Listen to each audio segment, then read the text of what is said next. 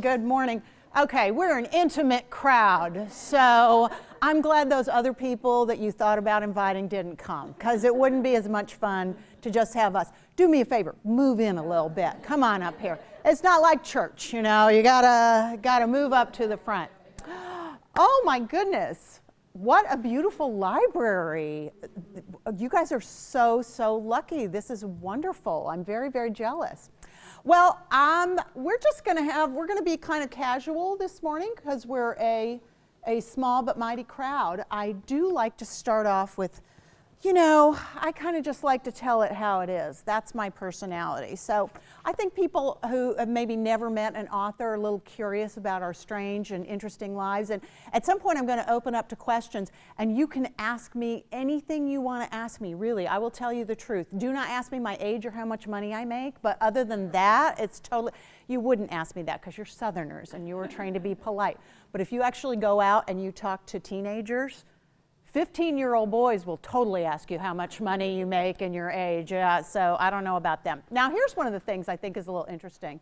You know when you open a book and you see those little things on the back, right? And it tells about the author. Do you know who writes those? We do. So weird. It's so weird. It's a lot like being asked to write your own obituary. It's a very, very strange experience. And I usually like to kind of start off my talks by telling people about something I did a while ago. My publisher asked me to update my bio for the cover. I wrote 2 versions, so I want to share with you the version which did not, in fact, make it into the book. Here we go. Marie Bostwick was born and raised in the Northwest, where, being an overweight and socially awkward child, she collected a whole closet full of imaginary friends that are with her to this day. She graduated from college in 1984 with a bachelor's degree in communications because it was the only degree at her college that did not require a statistics course. She also double majored in self-loathing and procrastination. Marie married while she was young and extremely fertile, quickly giving birth to 3 sons who are now all grown up and don't call nearly as often as they should. Marie is the published author of a bunch of books. No kidding, a bunch, like more than 15. She continues to be amazed by this. So does her high school English teacher. When not writing, Marie spends way too much time on Facebook and window shopping for RVs on the internet. Marie loves to quilt. She really, really does. However, her enthusiasm for quilting outstrips her natural talent. This is at least partly because she has the attention span of a gnat and no math skills. See statistics course avoidance above. She's also pretty nearsighted, which makes it hard to stitch a consistent 1/4-inch seams. After sunset, it is impossible. Marie likes to garden, but she is too scattered to give her garden the attention it deserves. The same can be said of her other hobbies: piano, knitting, guitar, punch needle embroidery, cooking, and kayaking. Marie doesn't actually own a kayak, but she really wants one. Marie has killed every single houseplant that has ever had the misfortune of coming into her possession. She has not balanced her checkbook since the late 1980s, and she can never find her purse, glasses, or car keys. The fact is, the only thing that Marie Bostwick knows how to do well is write. So please, buy this book, if only to keep her from becoming a burden to society. So that's really much more of the truth about me, so much more honest than those things they put forth. But you all are here today to talk about some of my new books. I know you're all very, very, very curious about The Second Sister and the movie, but I do want to tell you a little bit about my latest book, Hope on the Inside. I almost said Hope Everlasting. I'm so used to saying Christmas Everlasting right now. This was a book that was a very long time in coming for me. Many years ago, I think probably almost 10 years ago, I would say, I was at the Houston Quilt Festival. If any of you, I assume, are there some quilters in the audience, just maybe? Yes? Yes? Good, I want to see pictures of yours later. All right, good, I hope you brought them. So there was a special exhibit at the Houston Quilt Festival, and it was done by inmates. And they were mini quilts, and those quilts just rocked my world. They were very raw and very evocative, and they just made me feel such emotion, particularly because the women who had made them were not really so skilled necessarily as quilters. Almost all of them had only recently taken up quilting. And there was just an honesty to those quilts. And you could see in them, I mean, they rose to the level of art. You could see longing in them, and desire, and frustration, and fear, and anger, and hope, all in quilts. Yeah, it really was quite amazing. And that was the first time I thought, wow, quilting in a prison, wouldn't that be a fascinating thing to write about? And I tried. I made about 3 different stabs at that book, and it always just seemed wrong. Every time I would go there, I couldn't make it happen because, you know what, that world, while I was very drawn to the emotion of those quilts, that is very far from my personal experience. Now, they say you should write what you know. I actually don't believe that. If I only ever wrote about what I know, I'd have written a book and a half. So I think it is fine and desirable to insert yourself into other places and settings and situations. As long as you can identify with those characters, as an author, I find that I'm able to write a book that's meaningful and relevant. But this one was really a stretch. It was really, really a stretch. Well, and then one day I woke up. I don't know, do other people get their best ideas while they're asleep? I don't know what that says about me waking, but it's true. Very often I've woken up with entire plots of books, like right so clear in my mind, it was like a neon sign flashing. And this was one of those. I didn't have the whole plot, but I suddenly knew the way to approach this book was to do it through the eyes of a woman like me, a woman who would be the teacher, who was maybe about my age, who was dealing with some of her own life challenges and transitions and insecurities, and thrust into this world where her heart was in the right place, but she had no clue what she was doing or getting herself into. And she was just way over her head almost from day one. Well, that's Hope Carpenter, who's in this book. She is a woman who is, you know, and the other thing I wanted to write about that I hadn't for a while, Hope was primarily a mom. She had been mostly a stay-at-home mom. She had taught school for a couple of years, but then chosen to stay home with her family, and she was really a good mom. She was one of those ones, you know, every mom I think wants to grow up and have your house be the house, the one where all the kids want to hang out because you're so super cool, and she was that mom. She had theme parties. She had all these things going on, and she loved homemaking. And so I had for a long time wanted to write a book where the character was a very good homemaker, because I think being a homemaker is an incredibly important profession and a calling, and I've always seen it that way. I was home with my kids for a long, long time, and I don't regret a day of that. It's been great to be a writer. It's great to see your books on the bestseller list. It's great to see your books made into movies. But if I had messed up my kids, well, that would have been a bad thing. That was the most important job I ever had. And I'm proud to say they all turned out pretty good. One of them still we're working on it, but he's getting there. So anyway, so Hope Carpenter is that kind of a character. So life is going on. Her kids are launched. She feels pretty good about it. She's got 4 boys and a girl.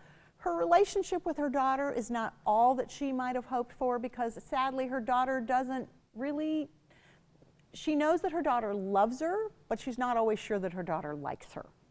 And that's an important thing. But still, it is what it is. Everything's going fine, and they're at that stage of life when it should be smooth sailing. Well, then her husband loses his job, and everything changed. And so her life is upended, and she ends up moving to a new town and needing to reinvent herself. If you read my books, they are almost always about women who are reinventing themselves. Why? Because women have to do it all the time. Who is tired of having to reinvent themselves? I'm very, very sick of it myself, but I feel like it's something we're doing constantly. So she is in this world all of a sudden, and she does it really incredibly wrong in a lot of ways. But when she finally, and she was originally brought in to teach just crafting in general. Well, as I learned when I did on-site research, teaching crafting and quilting inside a prison is a little tricky. Sharp objects are usually used in crafting, and there are ways to do it. And I actually did my research at a real program in Oregon called the Coffee Creek Quilters, and it has been, they've been doing quilting inside a women's correction in the Coffee Creek Correctional Facility, so hard to say, for more than 20 years. And they have 2 programs. It's entirely volunteer run and funded, and they have waiting lists for these programs. And I'll tell you more about that later if you want to ask questions, because at some point I get tired and I ask you guys to talk a little bit. So this was a very special book for me, and I have gotten a lot of mail about it. And you know, one thing it had struck me, once again, I read classics and I read them over and over again. I had read Les Miserables again not too long before I started thinking about this book yet again. And I realized, you know, if you know the story very well, Jean Valjean leaves prison. Theoretically, he has paid his debt to society, except nobody's really ever going to let him forget, are they? And it struck me that our system isn't so very different, that if you have been an incarcerated person, starting over again is really, really difficult. So I just want to read you a little bit from this and give you an idea of some of what was on my mind. This is actually, this little section is from the viewpoint of a character named Mandy, and she is an incarcerated woman. She is about 26 years old. She has been in prison for a long time, and her desire and goal more than anything else is to get out and get her daughter back and just to be a good mom and to create a good home for her daughter. And she has done everything she possibly can do to try and make that happen. It's hard. It's very hard. And as the date for her release is getting closer, she is very nervous about what's going to be happening. So the program is going on, and there's a couple of people, some of her inmates are there, one named Dee Dee, but this is at the Christmas morning service, so that's why I wanted to pick it. As we're drawing close to Christmas, this seemed like an especially appropriate selection to read. So we're already in the service at this point. The reading was finished. Chaplain Nancy stood up and gave a very brief sermon on the subject of unpaid debts, a concept her audience understood only too well. Every woman in that room was there because she had incurred a debt and society demanded payment. That was the way of the world, but heaven wasn't like that. And so, according to the chaplain, God came down to show what heaven was like and what he was like, and to pay humanity's uncollectible debts, to serve the sentence of the guilty, invite them to dwell in his home as a family forever and ever, amen. It was a good sermon, and Mandy could just about believe it, but she wasn't in heaven, was she? She was here on the inside, in prison, counting the days until her release, even as she worried about what would happen after she was released. God was God, but people were people. They didn't forgive debts so easily, or forget, even after you'd paid them. Life was different on the outside. Would she be able to find a job? Even with a high school diploma in her hand, would anybody hire a 26-year-old with a felony on her record and no real experience? Would her job pay enough for her to support Talia?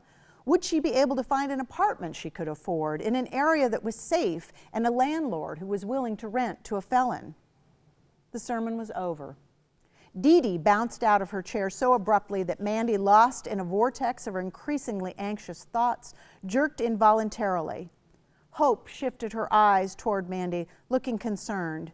Mandy pretended she didn't notice, training her gaze to the front of the room where Dee Dee stood, hands folded primly in front of her. Then, without accompaniment, she started to sing.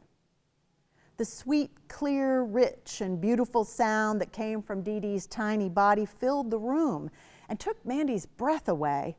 She had no idea Dee Dee could sing like that, she had no idea Dee Dee could sing, and especially not like that. The song she had chosen didn't mention wise men or stars or herald angels or anything about Christmas, but it was exactly right for the time and the place. When Dee Dee got to the second verse, Mandy's eyes began to flood. Let not your heart be troubled, his tender word I hear, and resting in his goodness, I lose my doubts and fears. Though by the path he leadeth me, but one step I may see. His eye is on the sparrow, and I know he watches me. Mandy felt like Dee Dee was singing just to her, just for her, as if she somehow understood all the worries that had taken root inside her, the questions and doubts that kept her awake at night. But that wasn't possible. Dee Dee was an amazing singer. However, she couldn't possibly have known that this song, these words, were exactly what Mandy needed to hear right now. But somebody must have. It was like what Hope had said about the quilt Mandy wanted to make. She'd been attracted to one called Dove in the Window because of the name. That was what she felt like right now, a trapped bird, peering out of the window to the world beyond, heart thrumming with fear and anticipation for that thrilling but terrifying moment when the window would be open and she would fly free. But that quilt, it had so many pieces and it looked so complicated. It was beautiful and she knew Talia would love it, but Mandy thought it was beyond her. Hope disagreed. Before you talk yourself out of it, take a deep breath and listen, okay? The reason it looks hard is because you're trying to take it in all at once. If you look closely, you'll see that it's based on one block made in different sizes, and that block is just squares, rectangles, and triangles, shapes you've already worked with. It's just a matter of breaking it down, block by block, not getting ahead of yourself. You can do this, Mandy, and I'll be there to help you at each step. Trust me, you won't be in this alone. Trust me, you won't be in this alone. That's what Hope had promised. And now, as Dee Dee sang, she was aware of a quiet presence, nothing she could see or hear, but the assurance it brought was palpable, as powerful and true as anything she'd ever experienced. The path ahead was steep and winding. She couldn't see the end of it, but that was all right. She didn't have to, because she wasn't alone. All she had to do was trust and take one step, and then the next, and the next, and the next. She would be all right. She wasn't in this alone. The flood spilled over, hot, cleansing tears, tears of relief coursed down Mandy's cheeks. She wasn't the only one. All around her, women were crying, crying for joy and not for grief. When Dee Dee reached the final chorus, she lifted her arms and held out her hands, and the moment she did, every woman in the room sprang to her feet, accepting the invitation, and joined in the song. I sing because I'm happy. I sing because I'm free. For his eye is on the sparrow, and I know he watches me. They stood side by side and shoulder to shoulder and sang with one voice. They sang because they were happy and free. And in that moment, they were.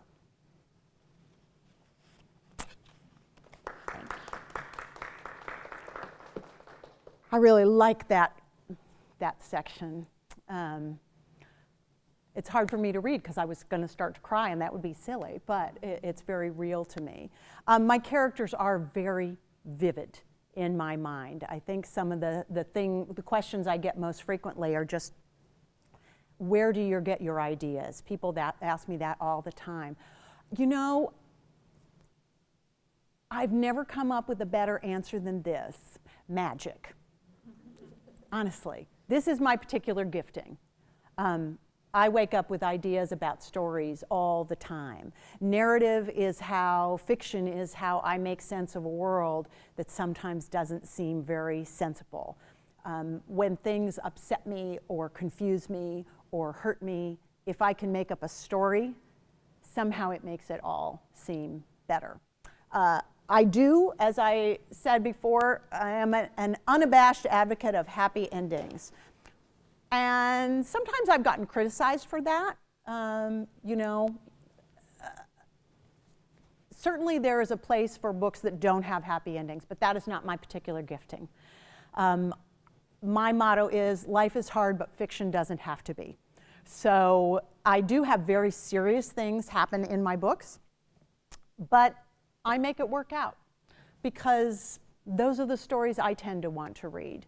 But that doesn't mean that, in fact, all of my books are quite Hallmark movies. So I did want to talk about The Second Sister. I wrote this book, my goodness, back in 2015. And have any of you seen the movie, by the way? Oh, well, that's good. You'll get I think they're doing it again December 23rd. But you could check out the Hallmark Channel. It is very, very different from the book. And some of my very faithful readers were like, they left out so much. And I was like, well, guys, it's a 350-page book and a 90-minute movie. And Hallmark bought it. So what were they going to do? They were going to focus on the love story element, which, you know, sometimes in my books there is a love story element, but I write women's fiction, not romance. I have written some romance, but normally I'm writing what's called women's fiction. Women's fiction, if you don't know, is about the personal growth of a female protagonist, kind of told from a women's point of view about the topics and subjects that real women really struggle with in their real lives. I work to write books that are really relevant and that examine real problems. My characters have real problems. As I like to say, I make them suffer, and then I give them a happy ending every single time. And such was the case with the main character in this book, Lucy Toomey. Now, this actually book was kind of drawn out of some of my own personal experience. Before I became a professional writer, I've always written, but before I became a professional writer, I had a zillion different jobs, and one of them I worked at the nation's capital. I was a scheduler for a United States senator, and I worked as a professional political operative. So I kind of knew that world. And so Lucy Toomey, very different than you'll see in the movie. In the movie, she's just a lawyer, which I shouldn't say that, just a lawyer. Maybe some of you are lawyers, but it's, you know, there's a lot of lawyers, and then there's not a lot of people who work in this other world. So I had the idea of I wanted to have somebody who had to make a choice, who was on the verge of getting everything she has worked so hard for in her entire life, and very ambitious woman who then suddenly has to make a choice between what she thought she wanted and what she realizes she really wants most in the world. So Lucy Toomey is, it's kind of an unlikely situation. She had been working as a campaign operative for a not wildly well-known congressman from Colorado. And mostly through her hard work, this guy is on the verge of becoming president of the United States. So the book opens just before the election. And it's been this amazing ride, and she has just worked herself to death. And that is one thing I knew from my time working in politics. Part of the reason I stopped doing it is like it really is a mad monk society. I mean, part of the deal was to see just how badly you could abuse yourself and kill yourself in this line of work. And then I started having kids, and it was like, yeah, no, I really found them way more interesting than politics. And so I wanted to spend time with them. So when the book opens, she is actually, it's also I wanted to have a moment where a character, I don't know if you've had this happen, where something really fabulous is happening, and then just like that, something tragic happens or something terrible happens. I like those contrasts of scenes. So it's election day, and she's been gearing up for this, and she gets this call that her sister has been in a terrible accident. And she is in Colorado, which is where her guy would have been. And so she has to fly to this very tiny town in Door County, Wisconsin, which is a beautiful little, kind of a peninsula, not unlike the peninsula of downtown Charleston. So it's a lovely, lovely spot. And I had lived in Wisconsin in the past and been to visit this town, so I went up and checked out the sights again. Anyway, as she is changing planes in Chicago, she finds out on the television that her guy is now going to be the president of the United States. And in the next moment, she gets a phone call and finds out that her sister has died. So she ends up having to go back to this little town in Wisconsin, and through some very strange, and I will admit it, it's a little bit of a far-fetched, the reason I have her have to stay there, but guess what? It's fiction, and if I tell you that that's the way it is, that's the way it is. And if I've done my job, you will believe it. And you'll be like, oh, that totally could happen. How many people like Charles Dickens?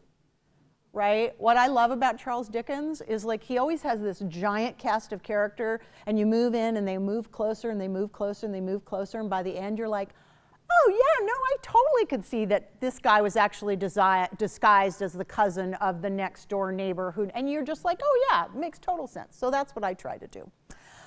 So this book, indeed, you know, again, they made it into a Hallmark movie. I have to say, of every single thing I have ever written, this was the last book that I would have thought that Hallmark would have optioned. And I told them that when I met with them. I'm like, I'm delighted, but really, did you read it? Because it's really quite serious. There is death, and there is sadness, and there is, you know, really serious things that happen in this book. And then I realized later when I saw the script, oh, they're going to focus more on the love story element, which was fine and great and wonderful. But it is, in fact, very different than the book. So I think it would be fun if you have a chance to see the movie and also read the book. I think it's interesting to see one of the differences in that. I did think, to give you an idea, I'm going to actually read, and this is very short. She is going to her sister's funeral. So her sister was Alice, and Alice, and that was the other thing that's a little bit different. Her sister Alice, there was and they don't have this really in the movie either.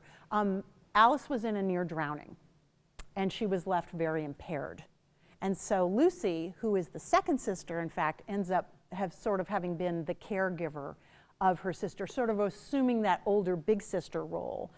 And that, too, came from a place that was really personal to me. I didn't even realize it. I honestly didn't realize what I was doing until I finished writing the book, and I walked away from it a little bit. I come from a family of 7 daughters, and one of my sisters is no longer with us. And my little sister, Janae, died at the age of 19. She contracted viral encephalitis when she was 13 years old, and she survived, which was kind of amazing, honestly. I was called out of high school one day to go say goodbye because they said she wouldn't last for me to get out of class. And she didn't say goodbye. She stuck around for 6 more years. But Janae, after her illness and her recovery, she did a lot of things, but she was a little bit slow. And then the other thing that she had that was very interesting, she had no social filter. Anything my sister thought just spilled right out of her mouth. And sometimes that was really kind of funny, and sometimes it would cut you to the quick because she told the truth all the time. All of us tell little lies all the time because that is the social veneer. My sister didn't have that. And I did not realize till the book was over that as I was writing Alice, I was really kind of channeling Janae's voice, if Janae had gotten to be an adult, which she didn't. So that was an interesting element to the book. So this very little chapter, which is actually a whole 1.5 pages long, took me 3 days to write. I chose every single word very deliberately. And it is actually just kind of a little essay that comes in the middle of the book that speaks about death. We say that we mourn the dead, and there is some truth in that. We lament the flower frozen in full bloom, cut off at the moment of promise, or another long wilted, whose slow fading and drawn out painful diminishment cast a shadow over a vibrant and glorious past. And yet, once the eyes are closed and the heart is stilled, we come to understand that the worst of the pain has passed for them. The dead have no more use for pain or memory or regret. Regret is for the living. And so when we stand at the bedside, the graveside, the casket, our mourning is less for the beloved departed than it is for ourselves. We mourn the missed opportunity, the word unspoken or spoken in haste, the hole in our lives and the unsettling of our souls, our own disappointments and the loss of innocence. We gaze upon the stillness that is unending and feel our self-importance crack and the myth of our immortality smash. We stare upon the face of death to see ourselves more clearly, to satisfy our curiosity, and to make peace with the inescapable. We hold our breath, and we try to imagine what it would be like never to take another, and what the departed know now that we don't. We try to conjure what the life we have left would look like if such knowledge were ours. We try to imagine ourselves kind and expansive and giving, balanced and patient, more honest, more thankful, more peaceful, content with what we have, mindless of what we have not. We imagine ourselves happy, and for a moment we believe we can be. And then, because we can't help ourselves, we breathe, and breathing are reminded of the many other things we cannot help. The faith of a moment fades, and hope is replaced by the intimate knowledge of our imperfections. Lonely, weeping, we stand with our feet anchored to the ground, watching our better angels fly above us and beyond us to time out of mind, and we mourn. Not quite Hallmark stuff. So, I know you're all probably curious about what that was like. I'll tell you a little bit about that. And then I would really love for you, I hope you've been thinking of your questions and you won't be shy because it's just us in here. So, well, I have to say, movies begin with, apparently I have a Hollywood agent. I've never met her. I never expect to. Every single book that I write, my agent sends to my Hollywood agent who I've never met.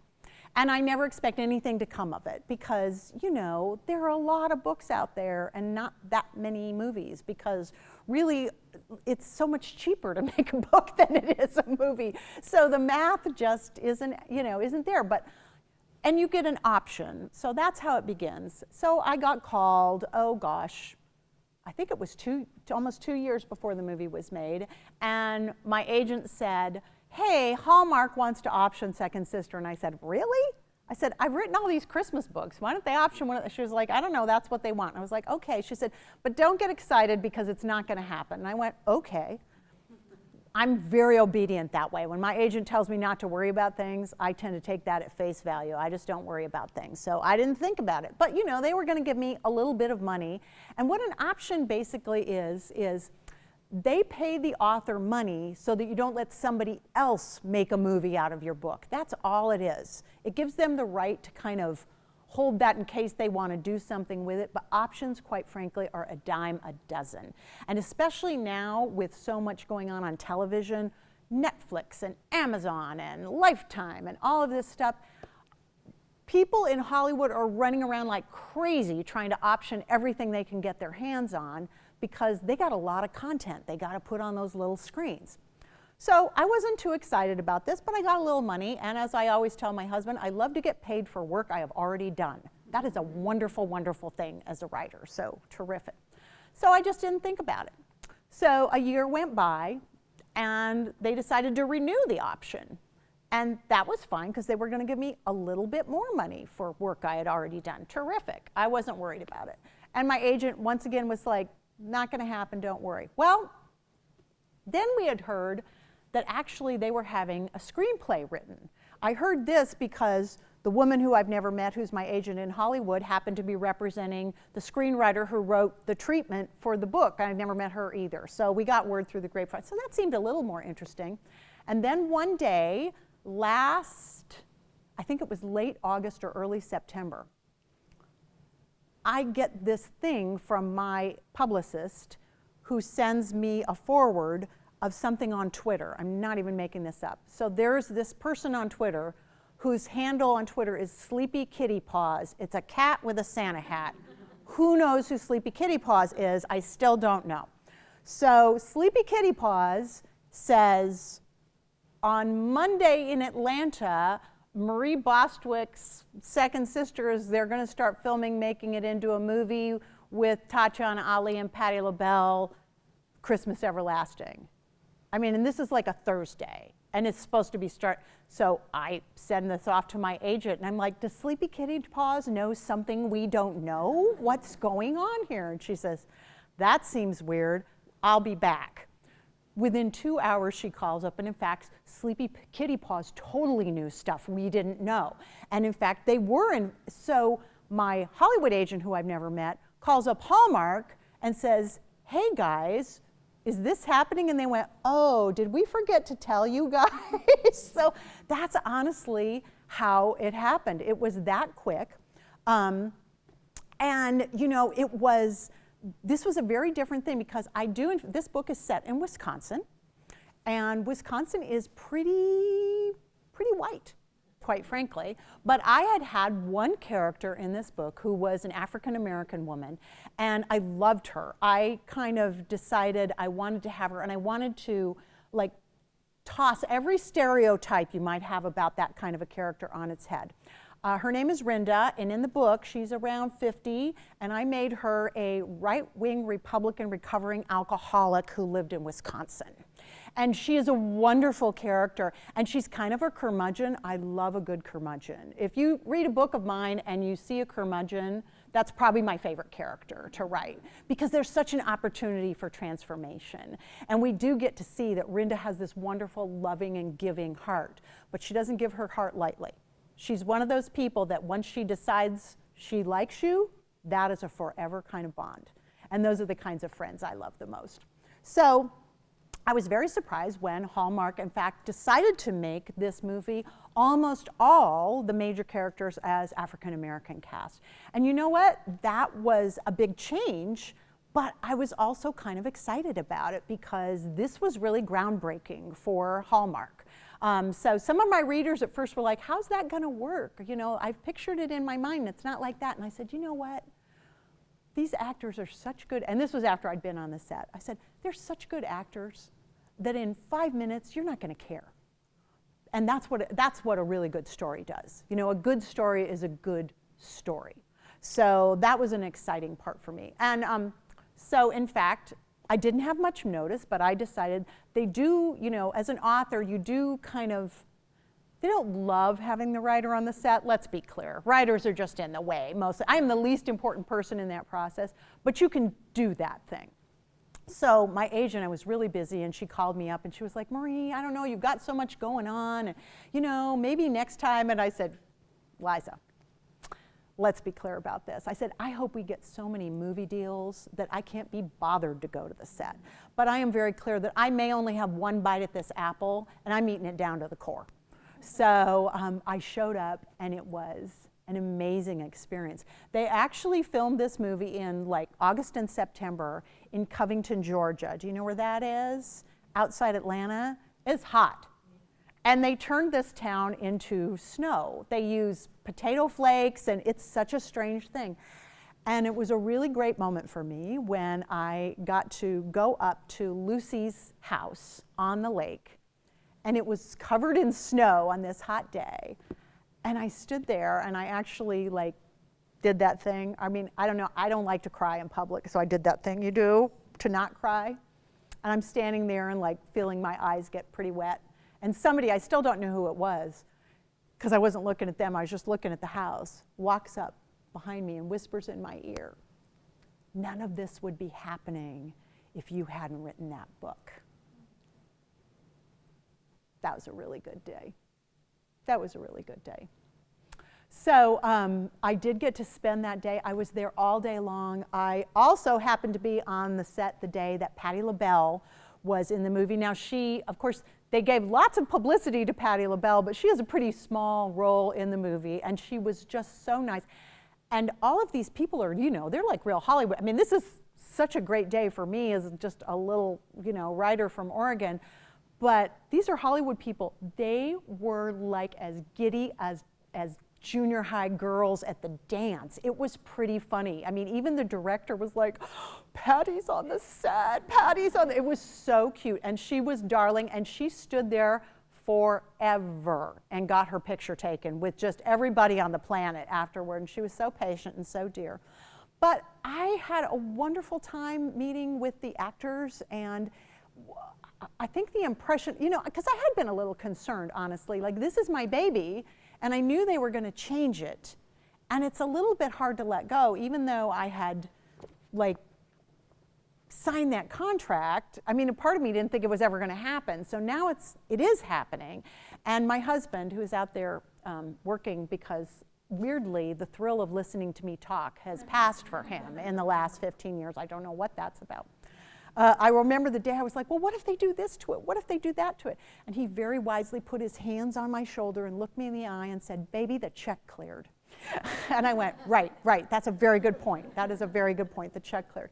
But you know what? I felt a lot better after I went because I could see there must have been 100 people working on this movie.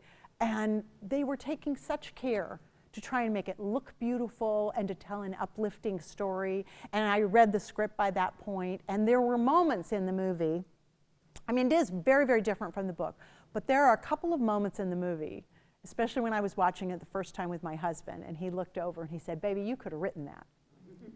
And so they had taken care to use my voice in the most important parts of the film. So that meant a great deal to me.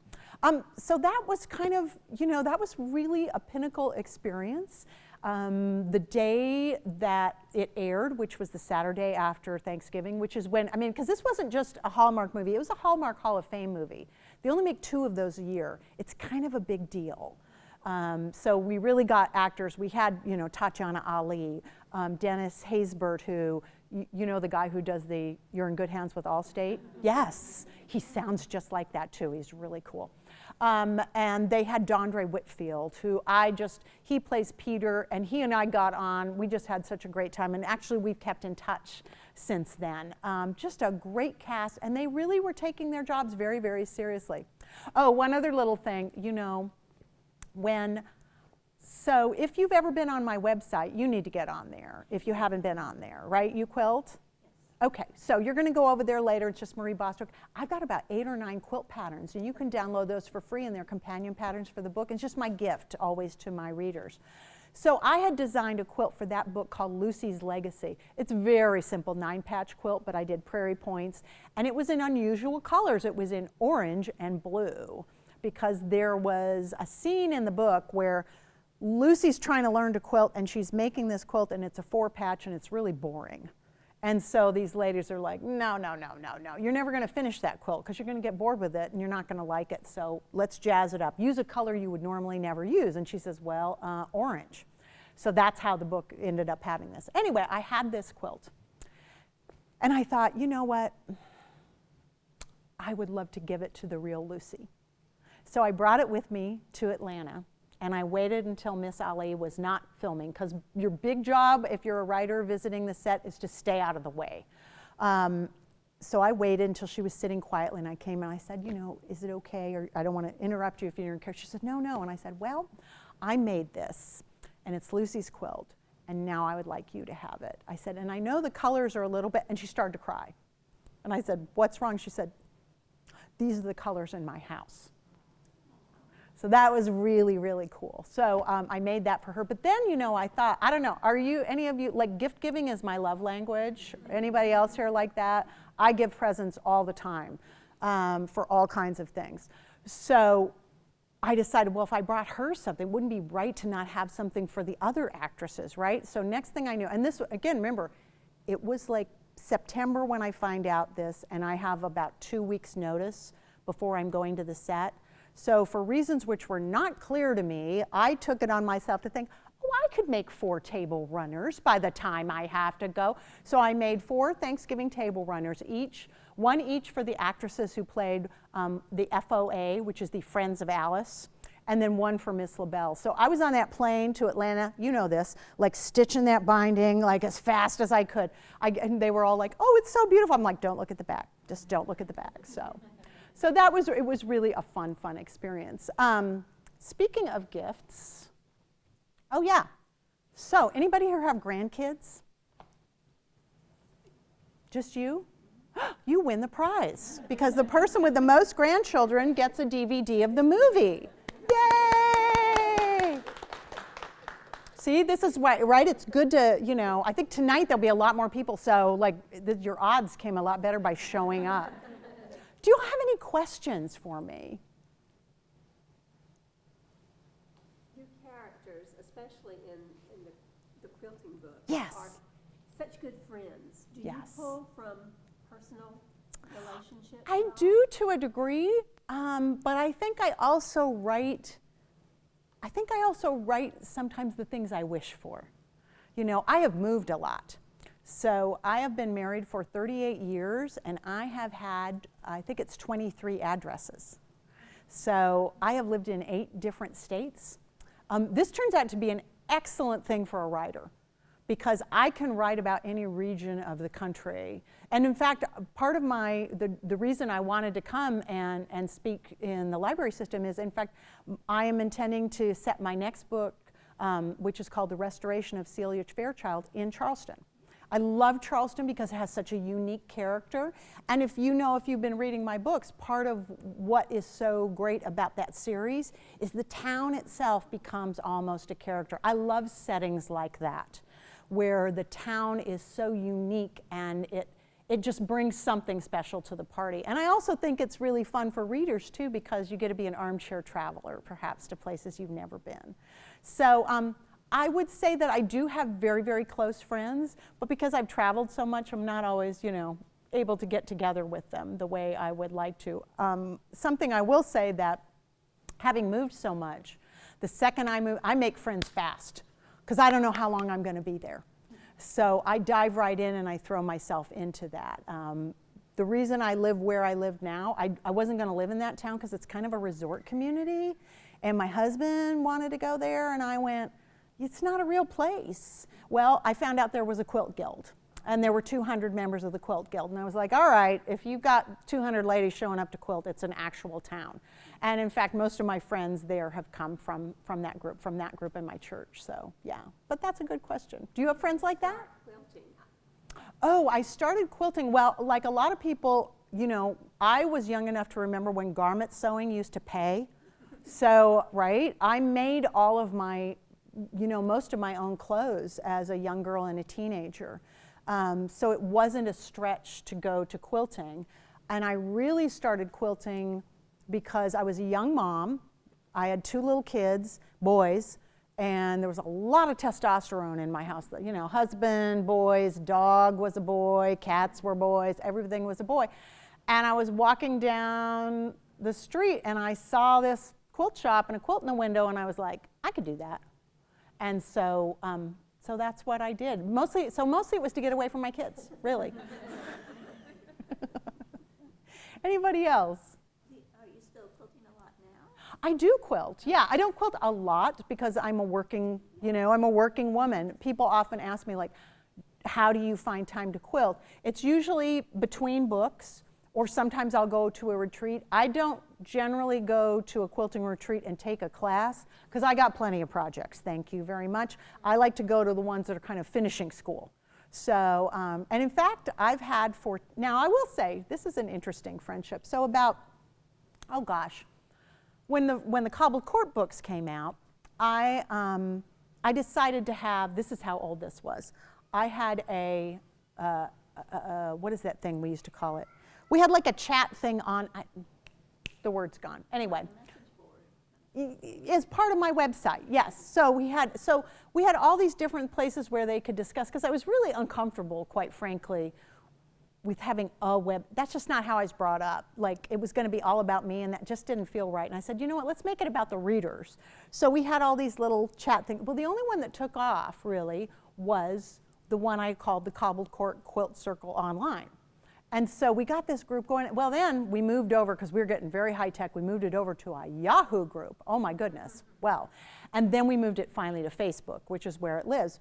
So the first thing we did, I got an email from one of these people, and they would talk. I wanted them to talk amongst themselves. I jumped in sometimes, but it wasn't to be about me, it was to be about quilting. It was to be an online community, because I couldn't belong to a quilt guild because I traveled too much and did too much. So I figured there were other women like that out there. And it was true. So one day, one of these women, Maureen, she keeps writing me. She's like, let's have a block swap. And I went, uh-huh. And I moved on. I ignored it. I was at one point in my many, many careers, I was also a women's pastor. And how I would deal with things in my church when women would come up and say, hey, Marie, I think we should. I would say, that's so great. Why don't you head that up? And about 90% of the time, I'd never hear about it again. So that's kind of what I finally did to this woman. And she went, okay. And I went, oh, all right, you can be in charge of this quilt block swap. Well, we did that and another one, and it was fun, right? Because I was getting, I would make 14 blocks or whatever and send them out across the country, and I'd get 14 blocks back from women all over the country, and it was cool. And then this same gal, Maureen, says, hey, I got an idea. Let's have a quilt retreat, like at your house. And I was like, oh, that's not happening. But what we did, and once again, I said, well, if somebody wants to run it, I'm a little busy writing the books. And so we ended up having a quilt retreat at an Episcopal camp that wasn't, in fact, that far from my house. And we met for 10 years. And there was a group of 35 of us. And we weren't always there every time. But those women truly, they started out as readers, and they really got to be my friends. I do remember the very first year we had this thing. Actually, it wasn't at the camp then. It was at a Catholic retreat center or something. We didn't go there because the nuns made us quit smoke. I was smoking. We didn't smoke. I was thinking back to my days in Catholic school. The nuns made us quit sewing at 9. Please. That wasn't going to happen. But they were nice. I knew the sisters pretty well. But the first time again, there's like 30 women. I stood in the garden for 2 hours and got my picture taken. And I thought, oh, man, this is not. And you know what was great is after that, they were like over me. So I wasn't Marie Bostwick, New York Times bestseller. I was just one of the girls. And so I really have gotten to have those friendships. And I'm in contact with, in fact, a couple of the gals of that group will be joining other talks at the libraries today. So it'll be fun to see them. Anybody else? Yes? You said you've been writing for a while. How did you get into writing, and how did you get into writing professionally? Well, so I'll try and do, are we good on time? Okay. It's kind of a long story. I'm going to try and do the condensed version. Next time we need to get a water for me. Oh, excellent. You guys are so good. Hold on one second. Talk amongst yourselves briefly. So I was telling the story earlier to Macy that I am quite proud of the fact that I was the youngest person, at least at that time, who ever had her own library card at the Lane County Library in Eugene, Oregon. Because back in the day, you had to be able to write your own first and last name to have your own library. I mean, my mom could do it, but I wanted my library card. So I worked at this very, very hard. There's a lot of letters in my name. And the day I could do it, my mom came home and I made her take me to the library, and I got my own card. I was 3. So, and I was a very early reader and a very early writer. And in fact, I was reading at the age of 3. I checked out Hop on Pop, and I could read that book myself and other Dr. Seuss books at that point. So the first thing I recall writing, I know that I was not 6 years old. And I know this because I didn't live in that town after that time. I had a very, very vivid and clear memory of sitting in my grandmother's living room with a big old coffee table book on top of her leather ottoman, and I was kneeling and I was writing, and I was listening to the soundtrack of Camelot. I had not seen the movie. I love musicals. I can burst into song at the slightest provocation, so be careful. Devin, you're probably going to be with me all day, so forgive me in advance. It happens. By the way, if you have teenagers around, just threaten to sing show tunes if they're behaving badly in public, and it will settle them right down, I can tell you. So I was listening to this, and I had the album cover with the photographs, and I had the liner notes, which I could read, by the way. But what I didn't have was a story to make these songs hang together.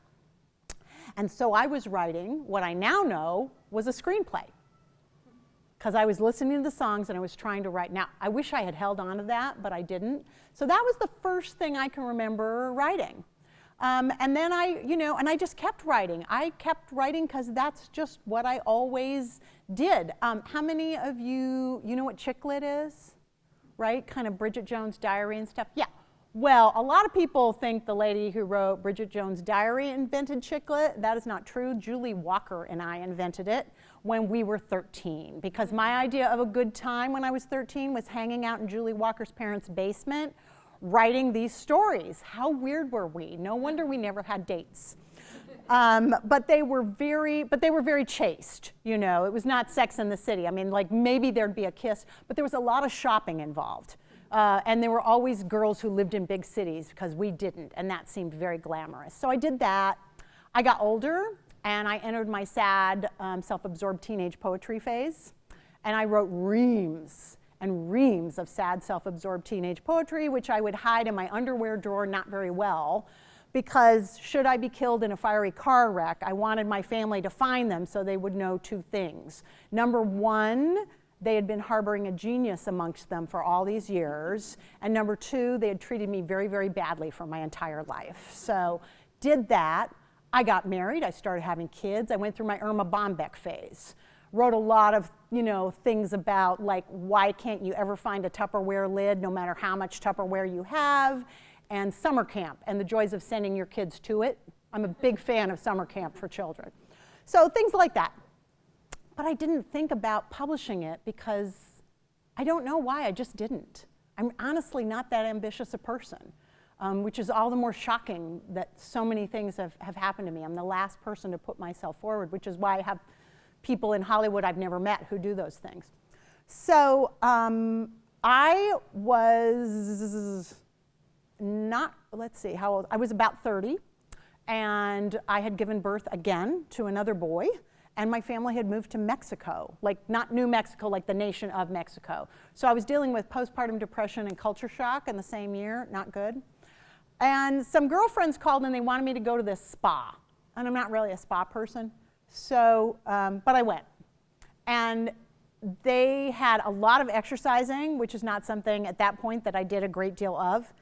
But they also had this writer's workshop. And this was a spa that you went like for a whole week, like camp.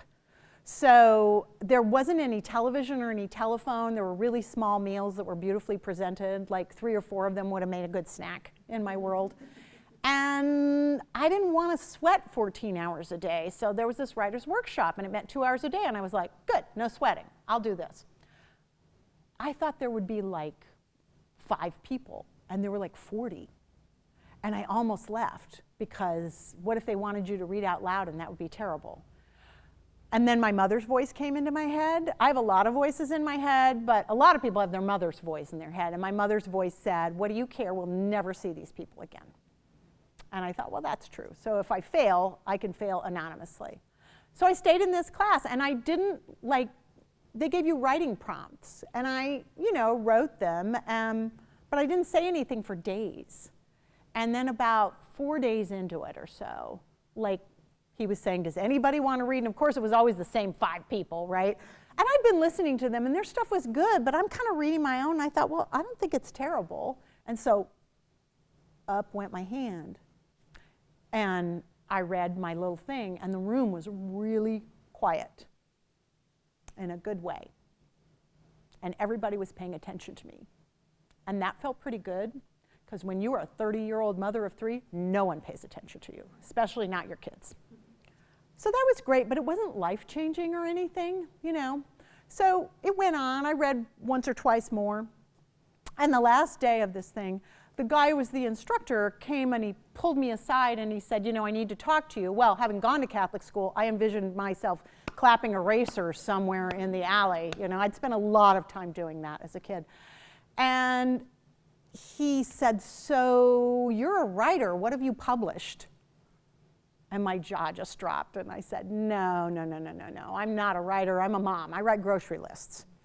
And he said, no, you are a writer. He was like, you have to write, you must write, you have to go to graduate school. And I said, yeah, I live in the third world and I'm breastfeeding, so I don't really see that as an option, but thanks, you know. Anyway, and this guy just kept bugging me. And bugging me and bugging me. And all the things he wanted me to do, I couldn't do. I was a mother of 3. That was my job. And I was good at it, and I liked it. And that was my most important mission. And he finally said, I guess I'll just have to teach you. And so his name is David Malofsky. He was at that time the director of the graduate writing program at Colorado State University. And so for the next 3 years, he and I kind of had basically a correspondence course for lack of a better word. You know, there was no internet. So he said, I want you to write a short story, and I want you to have it on my desk on the 10th of every month. And if it arrives on the 11th, I won't read it. So I've been essentially on deadline for like 25 years. So that was really how I started writing, not professionally, but seriously. So I wrote a short story every month for about 3 years. And you know, there's only so much you can learn in that system, but I did learn a lot because I was being very intentional about it. It wasn't just for I'd only ever written for me. And it's different when you start really examining how stories are put together. For all that he thought, you know, what have I published? I wasn't ready to be published at that point. And in fact, I wasn't ready for a long, long time. So one of my short stories started to get longer and longer and longer. And about 70 pages in, I thought, oh dear me, it might be a book. And in fact, it turned out to be a book. I spent 4 years on a book called Fields of Gold that ended up being called Fields of Gold. It had a much longer title that I now know was a terrible title, but I didn't at the time. And so I finished that book, and then I did what happens a lot. I put it in a drawer, and I pretended that none of the previous 7 years had ever happened. And then I was getting to be pretty close to, like, my 40th birthday was coming up. You know, the speed limit birthdays have a wonderful way of clearing your mind. And I realized that it would be far worse never to know what had happened than to be rejected. So I started sending out the book. And I actually found an agent relatively quickly, and then I got my publisher, which was Kensington Publishing. And I spent, 15 years of my career. Every book I've done has been with Kensington, but I've actually just made a change, and I'm going to be going with William Morrow for my next book. So that's how that happened. See, I can't tell that. There's not a short version of that. I've got to work, so yeah. So that is how that happened. I feel like I've kept you a long time. Does anybody else have? Well, when you would send this fellow your stuff, what would he do with it? Oh, yeah, I'm so glad you asked that. Well, he would like get out his red pen, and he was doing grammar so much, it was just like comments. And the thing that was so funny is, like, here was this man who had talked me into this thing, and there were all these comments, and none of them were positive. And I thought, why did he want me to be a writer? I mean, like, obviously I don't have any talent, and this is awful, and, you know, and the thing that was great about him is he and I were not friends. He was not my friend, he was my teacher. And I kept on with him, and very slowly over time, those comments started to change. And it, you know, the first time he said good, and that was all he said in a margin for a particular section, not the whole piece, I knew he was right because he wasn't my friend. He wasn't somebody who was going to pull punches with me. So, you know, he would try and talk to me about my, you know, my character choices, or you know, I went to a school district that was not, my teachers tried their best, but we were definitely on the disadvantaged side. Back in the day, and that has not changed sadly, only 20% of the kids in my high school went on to college. And of that 20%, far fewer actually ever graduated. So I didn't have advanced classes. Most of the things I learned were from reading. So I didn't necessarily know how structure worked. One of the things he did for me was he directed my reading. He didn't make me read specific things, but he made a rule for me. He said, you can only read anything written that was written before 1900. And I said, but that's all, you're like eliminating all the good stuff. He said, no, I'm not. And I discovered classics, which I hadn't. And I also discovered how to read. You know, I read books voraciously, but I read them the same way I eat a box of Godiva chocolates. I just popped them in and said, wow, that was so good, or not. You know, like, I don't like creams, right? I'm one of those people that poke at the bottom of the chocolate. It's like, if it's a cream, no. So he actually made me start thinking about, and we would talk on the phone, which is very expensive, once a quarter, you know, because it was just really pricey at that point from Mexico to Colorado. And he would say, oh, you finished Out of Africa. How did you like it? I said, oh, it was great. What did you like about it? It hadn't occurred to me to think about why I liked it, right? So that really became just a different way of, to a great degree, I think I was still self-taught, but he taught me how to teach myself, if that makes sense. So I would see, and if I didn't like a book, I would be able to try and figure out why didn't I like it? What wasn't working for me? And that helped me develop my own style, if that makes sense. So that's a good question. Nobody's asked me that. I've been doing this so long, it's rare that I get a different question, so thanks. Anybody else? I have a question. Yeah. Did you have a moment where you got to call up that teacher and be like, I'm a professional writer, I'm getting published, you write about me? He and I kept in contact for a long time. Yeah, so he knew when my book was coming out. Yeah. So we haven't kept in contact, after that, but we did for a long, long time.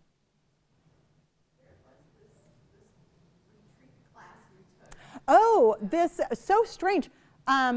It was a spa. It was called Rancho La Puerta. It was in Mexico. Yeah, yeah, but like not far into Mexico. You just sort of went over the border basically from you landed in San Diego and you went over the border and it wasn't very far. It was beautiful. It was a wonderful place. Professor at CSU? Yeah. So I think the deal probably was he got to go to a really nice spa and he had to teach for a couple of days. So like I would love that gig. I think it's interesting. I'm a CSU alumni. So. Say it again? I'm a CSU alumni. So Oh really? Oh, that's so funny. Yeah, yeah. I mean, I think he had done it more than once. Yeah. So it was a pretty cool way to do it. Yeah. What are you doing all the way out here? My goodness. I feel like everyone comes here. I moved out here 2 years ago. I'm on an adventure.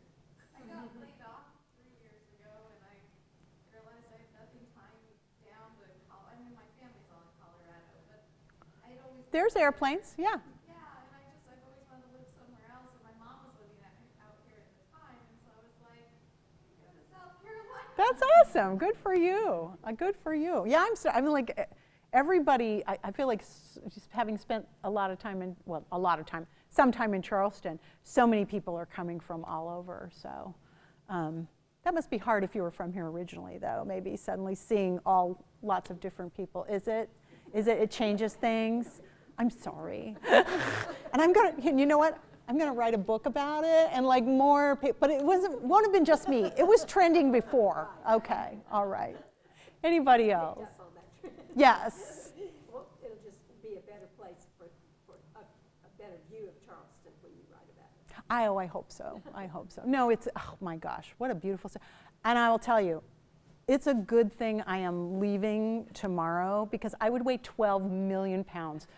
I have had ice cream every single day. I've had pralines, I've had ice cream. I'm researching. There's so many, oh goodness gracious. Like, yeah, I couldn't live here. I would get to be as big as a small country. That's part of one of the good things that has happened to Charleston. It did not used to be like Such amazing food. all the fine restaurants. Such amazing food. Great place. Anyone else? Well, ladies, thank you very much for being part of this august and select company. I really appreciate you coming today.